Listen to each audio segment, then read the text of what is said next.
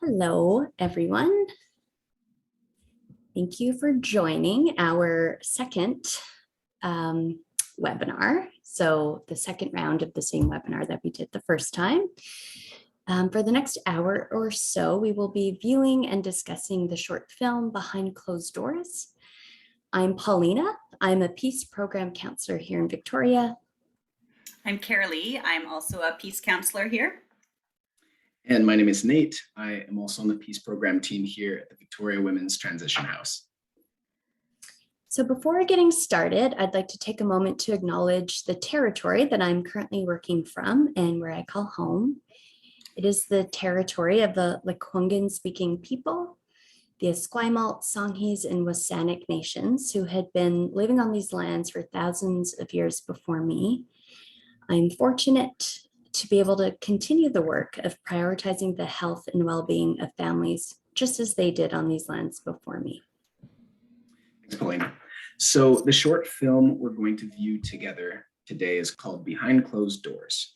The Victoria Women's Transition House Society produced this 25-minute film a number of years ago, and we've been sharing the information and insights with caregivers ever since.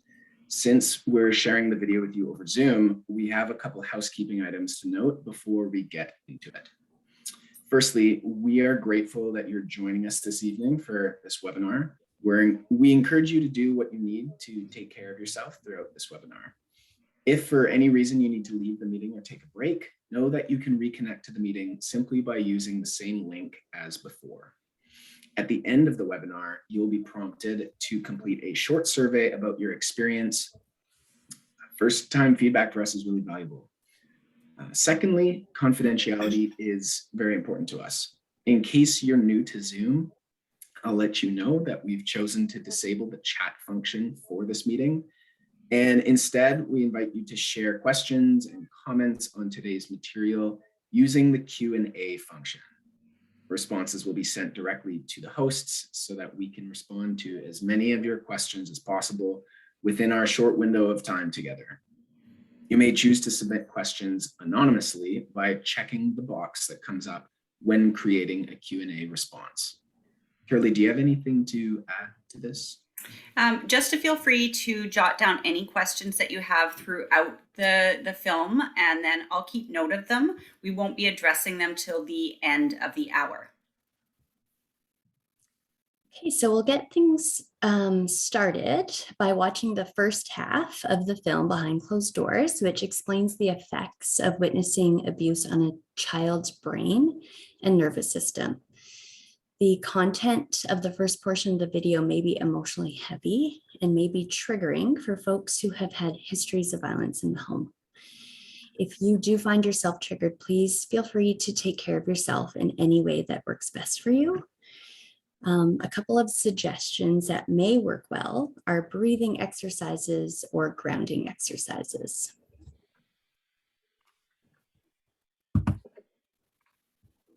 So on the screen here are just a couple of simple, easy to use 2 breathing exercises and 2 grounding exercises. So please feel free to take a look if that's something that calls out to you.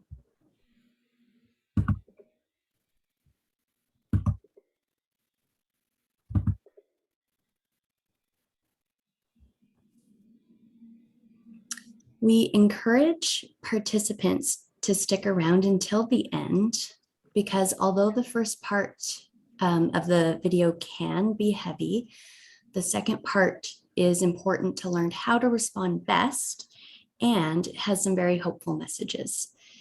And lastly, we'll finish off with the discussion period at the end, as was mentioned. So please feel free to type in questions as they come up, and then we'll address them at the end.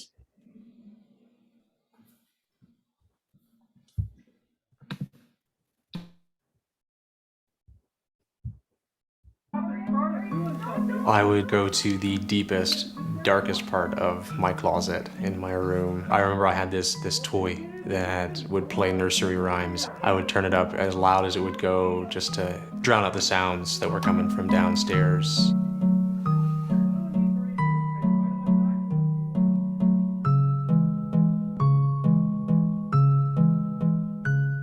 unfortunate thing is that closed doors only blocks out the action, maybe the words, but not the way the parents are feeling. Mom! Dad! I made a team! Maybe the child will see the hitting, the kicking, the pushing, but maybe there'll be none of that the child sees. Maybe the child will see broken objects, bruises on a parent's face, but maybe the child won't see any of that. But what the child will see in all situations, angry faces and frightened faces and sad faces. Infants very early, within the first days of life, orient to the face. By 6 months of life, they recognize the difference between a happy face, an angry face, and a sad face. So from infancy on up, they are taking in information about what's going on in the house, even if they do not see it. They might hear hitting, they might hear screaming, they might hear threatening, but maybe none of that is in their hearing. But they will hear tone of voice. When we're angry, when we're scared, our vocal cords tighten and the tone comes out differently, and we can't change that. Man! Oh, how was the soccer tryout? Well, they were pretty good. There's lots of kids there. I made the team at least. So the child has this experience of anger and fright and sadness, both that they take in visually and that they hear. So all of this creates fear and anger inside the child. And it reverberates around the brain and around the autonomic nervous system. In the middle of the brain is an area called the amygdala. This is the fear-anger center, and it reacts whenever a child is hurt or frightened. This area of the brain does not know how to think. It only reacts. We are programmed for survival, the flight or fight response. So the amygdala sends messages through the body to prepare it for the danger it is experiencing. When these messages reach the adrenal glands, they release cortisol, the stress hormone, which rushes through the body and back up to the brain, warning of danger and reigniting the amygdala, and taking energy away from the frontal lobes where thinking needs to happen. The thinking that could calm the child or help the child solve the problem is less likely to happen. In all homes, homes with violence or homes without violence, there will be times of stress and the amygdala will be aroused. In homes without violence, the parent figure will intervene to calm and reassure the child. The child is soothed by rocking and careful attending. The older child is soothed by talking about what has happened and how the situation is going to be solved. Activities like breathing, singing, or reading together help soothe the child. These soothing activities allow the regulatory part of the forebrain to send calming messages to the amygdala and bring its activity back to normal levels. The more the child is soothed, the more good networks to the amygdala are built, and the child develops its own system to self-regulate. When there is less experience of soothing, as happens in homes with violence, those areas of the brain that are important for calming are used less. They're activated less. They develop less. So you have this child who has an oversensitized arousal system and an underdeveloped soothing system. The amygdala becomes hypersensitive. It can activate very quickly, and smaller events can set it off. Mirror neurons are motor neurons in many different areas of the brain that fire when we see somebody else do something, which means that when a child sees somebody hitting another person, they have a neuron in their brain that is firing for hitting, just as if they themselves were doing it. The child is, in effect, getting practice at doing it, so that that child, who as he or she grows up says, I will never be like my parents, unless they have done some really careful work, will find themselves behaving the same as their parents, because their mirror neurons have already learned that behavior.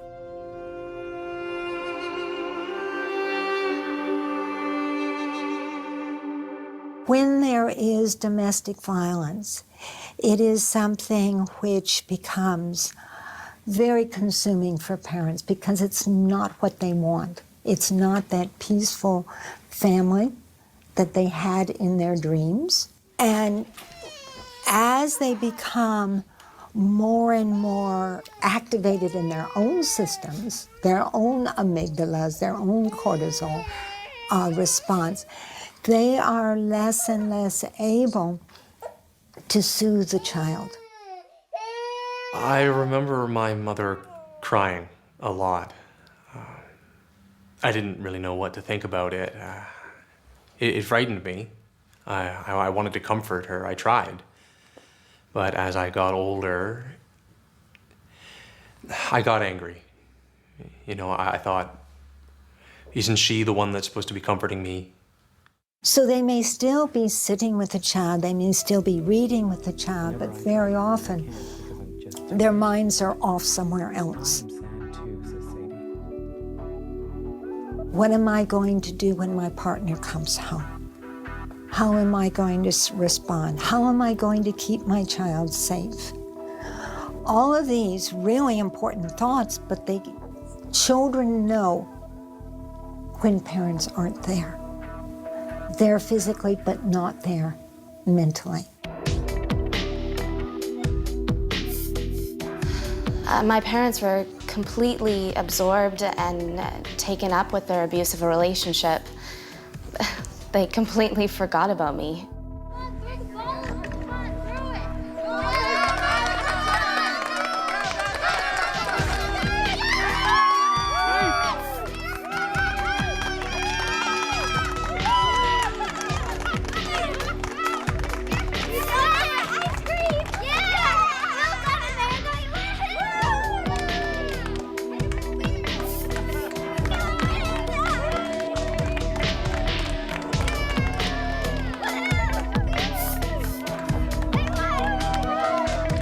When parents are busy, whether they're busy with violence, whether they're busy with work, whether they're busy with their own internal distress, children feel lost. And so there are many different things that kids do. Usually, they try to please. And then they become quite angry and aggressive, and then they give up.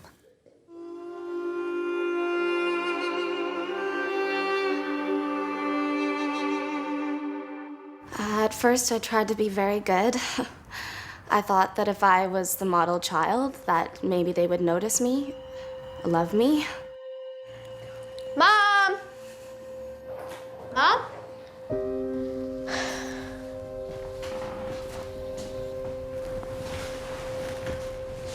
Come on, buddy. Come on. Brum, brum, brum, brum, brum. Let's go play. Come on. Mommy. Mommy.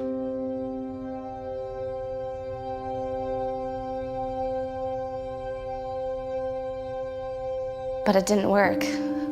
I then started to get very angry. I felt tense all the time. I started acting up at home, at school. I was the worst kid. When there is violence in the house, the child system goes up, up, up. Now, when anyone says we can't do something or somebody corrects our behavior, we always go into a little bit of negativity, and that's normal. But if the child, you see, is set at this higher level because of the ongoing tension in the house, then that little bit of negativity, I don't think that's what you're supposed to be drawing. Kinda dumb. puts them up over the top, and they explode. What's going on? Hey, Tasha, you're ruining your word. Tasha. Now, for some children, where the system is agitated, agitated, agitated, there is a point to which our systems can't go. And so our systems close down and go into freeze, or they dissociate. And as they continue to deal with the world, they protect themselves with dissociation rather than with engagement. And they cut off emotion. They cut off the terror, they cut off the anger, they cut off the sadness. And of course, this leads to a situation of dissociation where they lose much of themselves. In the end, I just shut down. I would leave the house. We had a big yard that went up a hill behind the house. I would sit there for hours and hours. I didn't want to be in the house, but I needed to know what was happening, just in case. It was around that time that I started cutting. Another message that clearly gets inside these kids is that they are at fault. They don't want to blame the parent. The parent is the person who's to protect them. So they blame themselves. It's easier.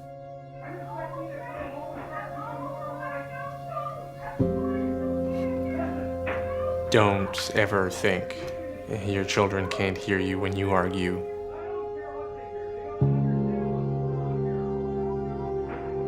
I always knew. Parents really want the child not to be part of it. But the problem is, the child is.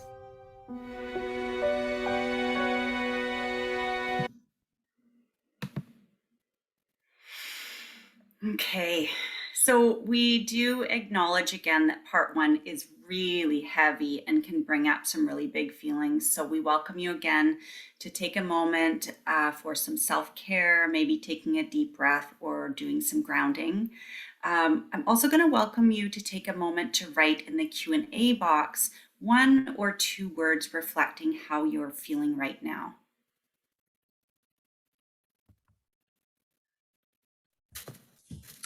One of the feelings that may come up for folks is a sense of guilt. I hear often from the parents that I work with who have had intimate partner violence in their past that they wish they had done something more or differently for their kids to protect them and to keep them safe. And I'd just like to address this because quite often when people are faced with violence, doing things like smoothing things over or keeping quiet and calm is a really important decision people make in order to not escalate the situation in those moments. It can look like a lack of action in hindsight when really it's an important protective response. Yeah, some of the comments that have been coming up, some of the feeling words that people have used is guilt, overwhelmed, worried, sad, heavy, tense, curiosity about how often this is happening in situations where I'm not suspecting anything. I'm just reading a lot of words here that are coming up, but tense and curious. I just want to add to what Paulina mentioned just now. The little decisions that caregivers make when faced with violence are almost never seen as enough.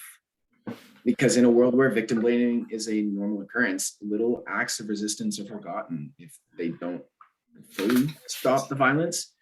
Like Paulina said, little protective actions by a caregiver, like agreeing with the abusive words of a partner in order to keep them from escalating further. These choices are often made with a child's safety in mind. But we heard in the Q&A some feelings that you all had when watching the video. The video focuses solely on how kids may feel when adults are busy trying to survive. This is why the first part of the video can feel heavy for some people. But know that this in no way minimizes how much care and attention these caregivers have for their children when violence is happening. Yeah, well said, Nate. And there is a lot that can be done by a parent or a caregiver when it comes to how they attend to the child after the violence has happened and how they repair that bond. So the second part of the video will look into this in more depth.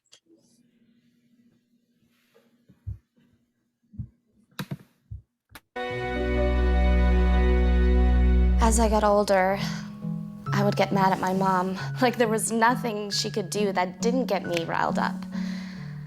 And now I think I resented her for staying. I thought she could have saved us if she had just left. But I know it's not always that easy.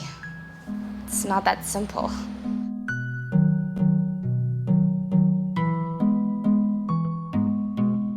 While they're in the violent situation, they need to acknowledge. They need to acknowledge the child's fright. They need to acknowledge that there are problems. Chris, I know it's frightening when we fight.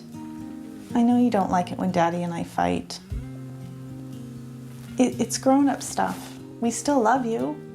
If they don't, then they are teaching the child to not deal with the world.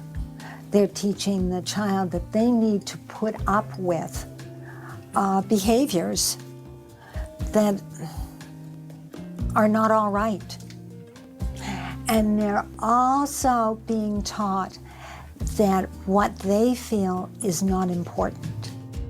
I think that's really important for any child to see that their parents are willing to get help as well, and also to get support for the children. So having them connected with either a big sister, big brother like program, a counseling service program, school counselors, having teachers aware of what's going on in the home so that there's extra support perhaps in the class when a child is not feeling quite on top of things. Mr. Trent? Yes. Hi, I'm Julia, Tasha's mom. Oh, Julia, thank you for coming in. Yes, I've noticed she's having some challenges lately. I've been thinking, I should probably let you know what's been happening for her at home. Ah, well, come on, let's go talk and see what we can do.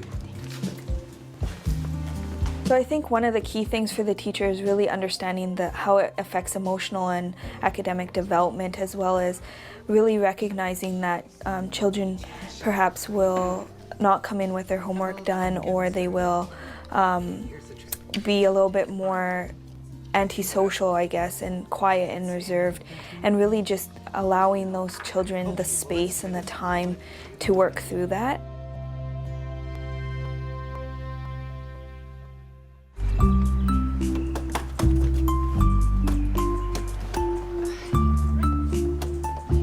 When the child, the family, is out of the abusive setting, very important to talk about emotions. For many of these children, just to survive during those early years, they have had to block off emotions. Indeed, for the parent that they may still be with, that parent has had to block off emotions. And usually it'll be the negative ones that they block off, they don't want to talk about. Well, this means that they never learn about anger, which is safe, fear, which is safe because it can be solved, sadness, which is safe because one can come out of it. It is important for the parent, therefore, to talk about their own emotions, not to put it on the child, but just to talk about, this is the way I'm feeling and this is what I'm going to do. I'm going to call a friend and talk. So that the children learn healthy ways to deal with emotions. I have coffee. I'm so glad you're here. I miss you. Thank you so much for talking with me. You bet. So what's going on? Just never expected that this is how my life would go. I never thought that I'd be here. Oh, that must be so hard, Jasmine. I'm sorry. It seems so unfair to them. No, I think you did the right thing. You've given your kids a future without yelling and violence. It's what they deserve. Yeah, well, over the past few months, both children have witnessed things I'm ashamed of, and I'll do anything to wipe their minds of all that, but I know I can't. So if there's any advice that I can follow to try to amend what I've done, I certainly look for that. So if a young child is missing their father or mother, then having a grandmother or grandfather to replace that relationship so that they learn what a positive support system is like is incredibly important. Oh, you want to stop again? Okay, girl, I want to stop again. With individuals that experience some sort of trauma, there's concern around trust and concern around support. And so by connecting with others that are either a part of your family or friends that become part of your family, you start to learn how to rebuild trust and trust in others, as well as trust in yourself to make positive choices in the relationships you build. I remember my grandfather would let me help him pick the vegetables. I liked hanging out with him. He was a big man, but he just talked quietly. You know, he was calm. I like that. Another thing that I always recommend is to have some help. Amanda, will you please come in? So the child can do this reparative work without having to take care of their mom or their dad. Something that will allow them to express their emotions in a healthy manner and feel like they're being heard and being understood is really critical as children work through the process. How was it for you when they were fighting all the time? They didn't notice me. No, you felt kind of forgotten? Trauma is held primarily in our right hemisphere. And our right hemisphere does not have past, present, and future. It processes simultaneously, not sequentially. As they put it into words, they are moving it over to their left hemisphere, which does have an historical context, past, present, future. And so, how is it different now? And the child is able to start recognizing that they're out of there. It's over. And how's your kitty cat feeling today? Good. But what about this highly activated system that I spoke of? It needs to have those soothing, self-regulating parts of the brain that didn't have a chance to develop Because of all the turmoil in the home, it needs to have them develop movement, slow, synchronized, rhythmic movement. Just like we do with babies to calm them. We pick them up and we walk with them, we rock with them. Often with ourselves, to calm ourselves, we will walk. Breathing. And I had them blow bubbles. I had them use a little windmill to blow because that slows down the system. Music. Music is soothing.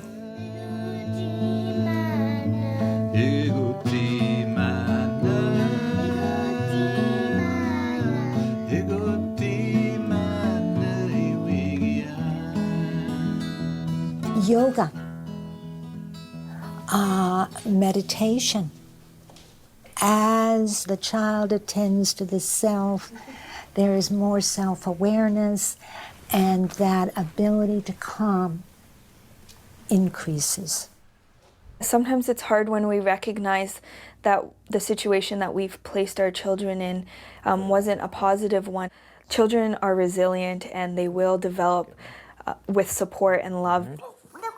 It's important to really just support them through the feelings and the understandings that they have, to remind them of their positive attributes, to remind them of that you love them and that you always will love them. So you got a goal. The other team is having a breakaway. Yeah. But at least I did get it in. Good job. Yeah. Are you excited for your next game? And yes, the words are important, but even more important is listening to your child, noticing how they're feeling, encouraging them to tell you what scares them, what worries them, and not minimizing those feelings or falsely reassuring them. Much better for a child to have the experience of one home with one parent that is safe, 2 homes with separated parents that are safe, than 1 home with 2 parents that does not feel safe.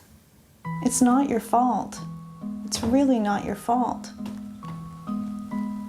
So that the child has a chance to learn more about safety in the world, learn that they are not at fault, learn that love does not mean hurting. This is the only way we are going to stop the intergenerational cycle of domestic abuse.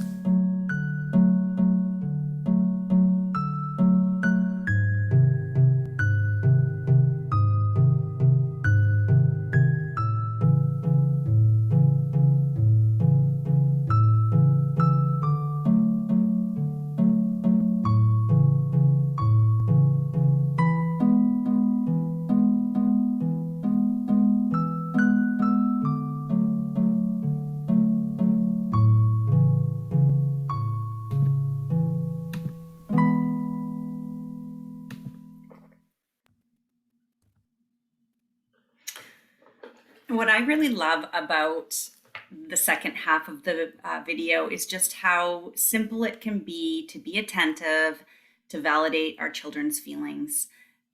Just the video showed everyday activities such as walking and talking, singing, cuddling, breathing, or even baking. We do these things all of the time with our kids. They're everyday opportunities to connect and check in and co-regulate and validate our children's feelings. Also, the power of having more healthy adults in our children's lives, whether it's a family friend, a grandparent, a counselor, even a big brother, big sister. We know that children who have more supportive adults in their lives tend to be more resilient. One thing that I wanted to comment on from the video is how caregivers who've experienced violence can be praised for leaving and shamed for staying. It said in the video, well, one of the individuals in the video said, "I think you did the right thing. You gave your children a future without yelling and violence." I know that counselors, at least, can't claim to know what the right thing is for each family, because the decision to leave a relationship with violence, those decisions are nuanced and very personal. What's right for one family may not be right for another. What I do agree with is how the family made a significant step towards change through some supportive interventions, which can be leaving, or it can be staying and getting counseling, or other forms of interventions. Like we saw in the video, the abuser looking for some ways to make amends for what I've done.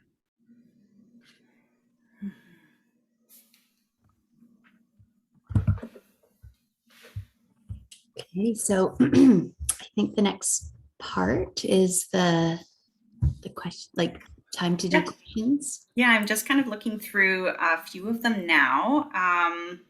So I'll just read out a few. One of them is specifically from a teacher, wondering how often this is happening in their classrooms. And I know that's really hard to answer, but do either of you, Nate, I know you spend a lot of time going into schools to deliver the VIP presentations. Do you have a sense of how many children in a classroom?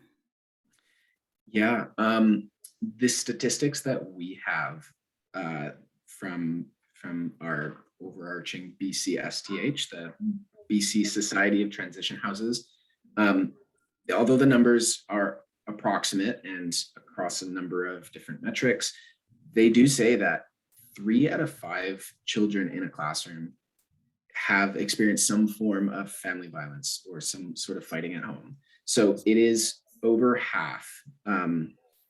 In some capacity, these children will have experienced an experience of violence or more frequent violence. And so that number is alarmingly high. And it just speaks really strongly to how important it is to have messaging that's going into schools, like our VIP program, our Violence is Preventable presentation program, going into schools and just talking about these conversations that don't get talked about in curriculum for children in schools. Okay, thanks.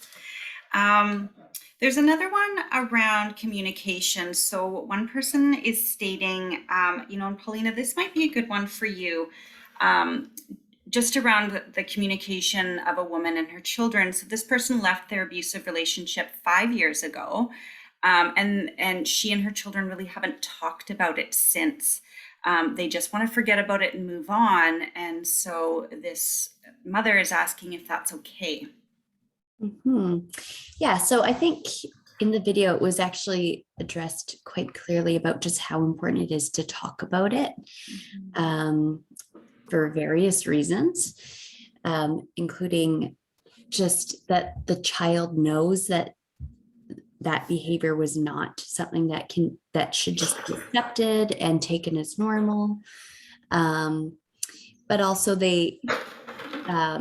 it was discussed that when information is talked about, it actually gets stored in our brain in a way that has past, present, future, and makes sense. So it's incredibly important to talk about it.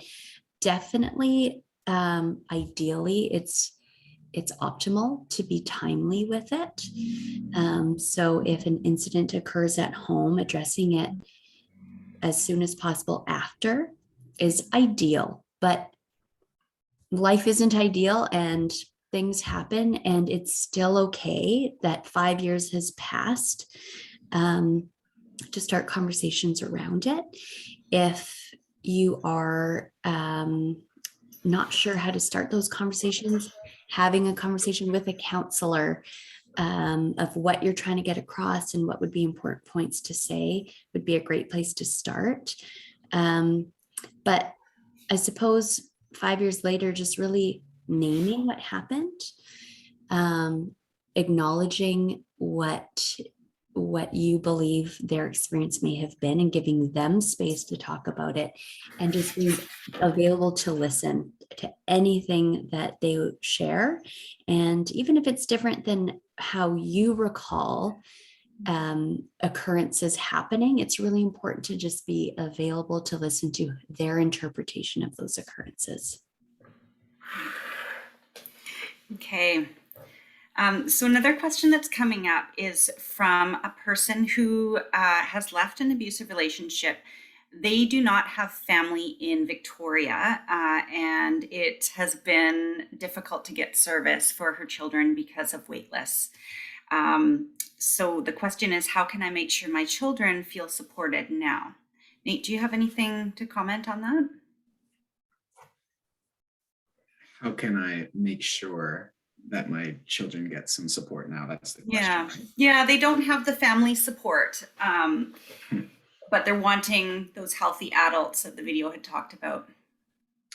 Yeah, well, regardless of waitlist lengths, we would always suggest connecting to services like, for instance, ours, the PEACE program, or other appropriate services that are available. Even just, we always say to people who come through our program, get your name on the list, and those wait times can fluctuate and change over time. I just want to really recognize how difficult it would be to experience that isolation, because that's what comes to mind for me, is the idea that there are far fewer supports within like family or just other natural supports than maybe some other individuals or other families might be going through. So just to validate just how difficult that would be, knowing that there are services, but sometimes there's longer waits, and sometimes those don't feel fast enough. That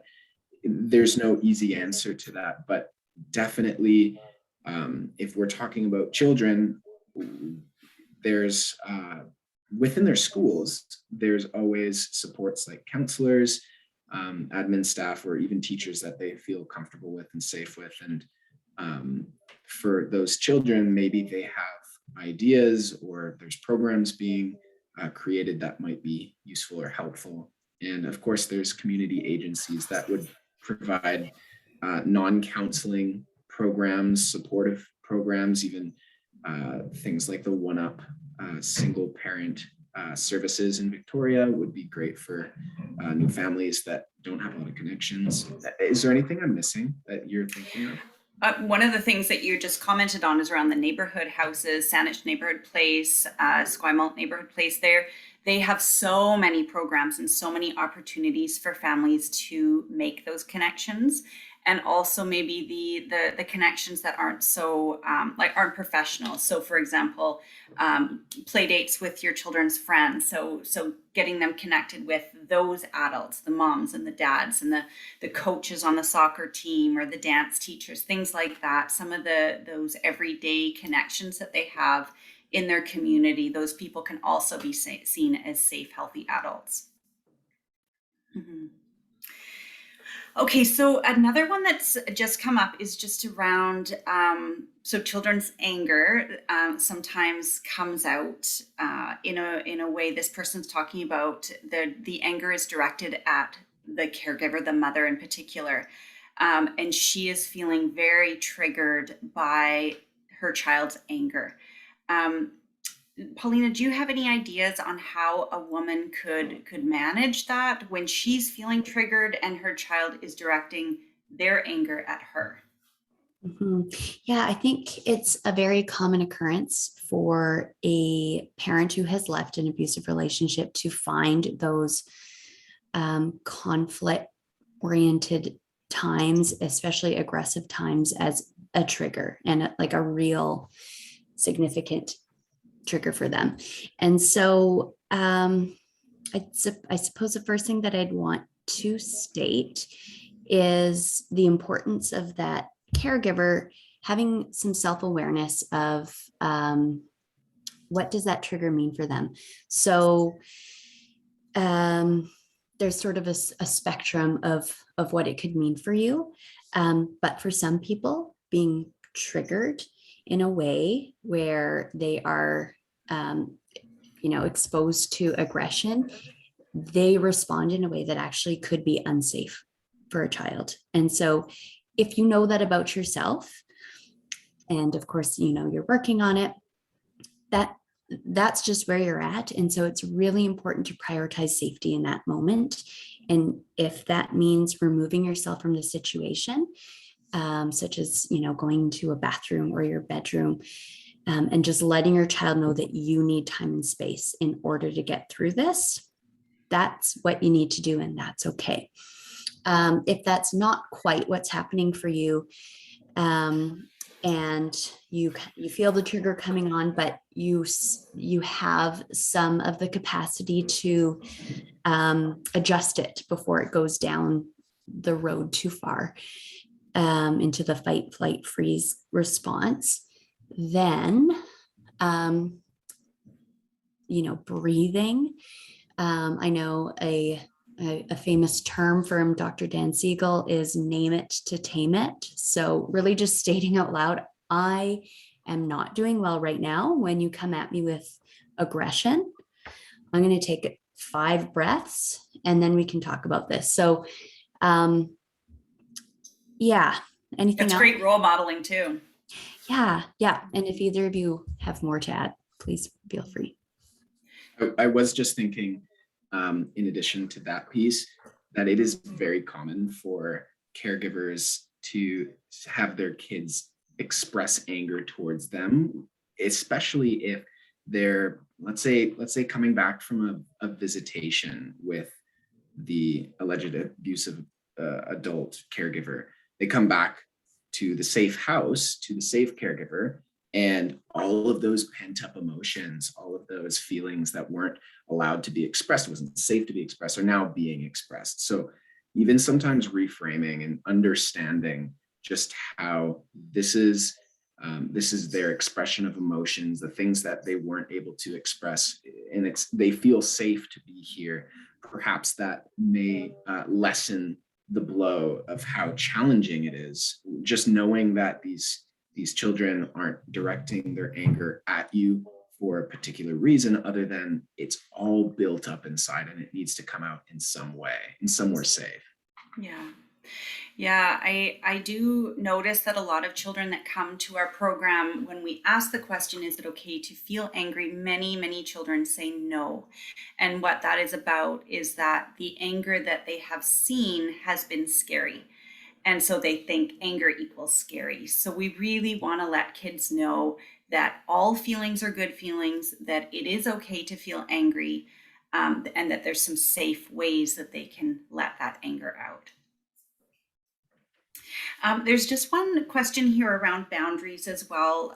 Pauline, I know you work with a lot of caregivers around how to set healthy boundaries, and it often is really challenging as a single parent to be setting clear and healthy boundaries. Can you speak to the importance of that? For sure. Yeah, so each parent comes with their own history of what their upbringing was. And for many folks, having a sense of assertiveness and stating boundaries was not a norm, was not typical. In particular, if a child grew up in their own household that involved abuse and violence, then it's quite common to have difficulty around setting boundaries. It can seem as if boundary setting in itself is unkind or rude, when that is the case for you. On the other hand, sometimes when people have experienced violence and chaos in the household, they may be prone to have quite rigid boundaries as a sense of creating their sense of structure and safety. So there's different ways that histories of violence in the home can affect us, and therefore different reasons why boundary setting can be a difficult issue. And so I guess some tips that I have are, first of all, for the parent to become clear within their own self of what boundaries are really important for them to have in the household to function as best as possible. And to have some awareness of which boundaries that you want for your household, which ones are negotiable that can be discussed with your child and adjusted. And so an example could be a household rule of no TV time after dinner. That might be a really important rule or boundary in a particular household because that allows for homework and bath time and all those things. And so that could be a non-negotiable. And another thing that I like to say to parents is you can be hard on a rule without being hard on the child. So if your child fusses and moans about that particular no TV rule, you can still empathize with them and say, I know, I would love to have TV too all night, but we can't. So, you can still hug them. You can still be understanding while still being firm with your boundaries. Great. Great. And I'm just noticing this one comment. Nate, you work a lot with teen boys, and this mother is struggling with her 15-year-old boy who is refusing counseling, and she's absolutely desperate to have him, not carry around the feelings that she feels like he's carrying. Do you have any suggestions for moms I know you've worked with a lot of the boys that are just saying, no, don't want counseling. How do you manage that? Yeah, that's a classic right there. There's plenty of times where we have young men come in, these boys that are either very resistant to the idea of counseling, or maybe even just indifferent, whether they're just there because the caregiver has said they're there. And I mean, a few things come to mind. One is for every caregiver that has identified that perhaps their 15-year-old son or their teenage child in general is needing support. Ideally, I always say, hey, let's do what we can to try and get them in the door for a peace program session, like to meet one of our counselors. First of all, just try and get them here. If that's even on the table. From there, I would always say to those youth directly when I'm working with them, hey, I'm here as a support for you, but this is up to you whether you want to be here. We know that when children are not wanting to be in counseling, when they're not feeling ready, what we do isn't going to have its greatest effect. It isn't. In some ways, it can be detrimental to force a child to be in a space they don't want to be. And we definitely don't want to do that, because we want to empower those youth to make a decision for themselves about what kind of care and what kind of support that they get. So often just giving the push to show up for the first time, and then giving the freedom to choose whether they're going to continue. And I would say more often than not, we have them say, oh, you know what? It's not so bad. And they'll continue. Yeah, I was going to say the amount of youth that come in looking not so happy to be here and leave smiling and engaged and happy to come back most of the time. Paulina, I'm wondering if you want to, we just have a few minutes left here. I'm just wondering if you would be interested in speaking to the amazing resource page that you have put together. Sure. So I tried to create an extensive resource list that is particular to families at work that we come across, essentially. So on our website, www.transitionhouse.net, under programs, and then under child and youth programs, and you'll find the PEACE program. And at the bottom there is a link to our resource page. And so if you're looking for something that's slightly different than our program and what we're offering, there are many resources there, not only like community resources in terms of services, but also book recommendations, YouTube videos on parenting and trauma and brain development, all those types of things, definitely counseling. I just tried to think of all of the things that parents and teens ask me about, and I tried to fit it on that resource page. So yeah. Great. Yeah, and I think we're always updating it. I just found out a new program the other day that I think is phenomenal, and we need to update it. So if you see something missing from our resource list, please let us know and we can definitely add it. Okay. We have about 3 minutes left. Any other questions coming in? I think that is pretty much all of the questions. So if anybody does have a last minute comment or question to add, please feel free. And you can also ask questions if you have something that you don't want to put out here. Please, you can feel free to call Nate, Paulina, or I at our community office anytime. Yeah, and just for future reference, I believe this video is at the Victoria Library, right? The behind closed doors. Yeah, it's available at the public library. Yeah. So if you ever wanted to view it again, or if you thought of someone in particular that would be great to view it with, that it can be viewed that way. Okay, well, maybe we'll close it there.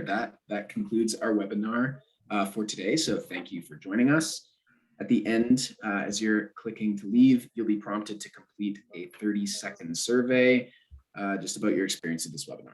So from the PEACE team to you, thanks for being here and have a great rest of your day. Thank you. Thanks.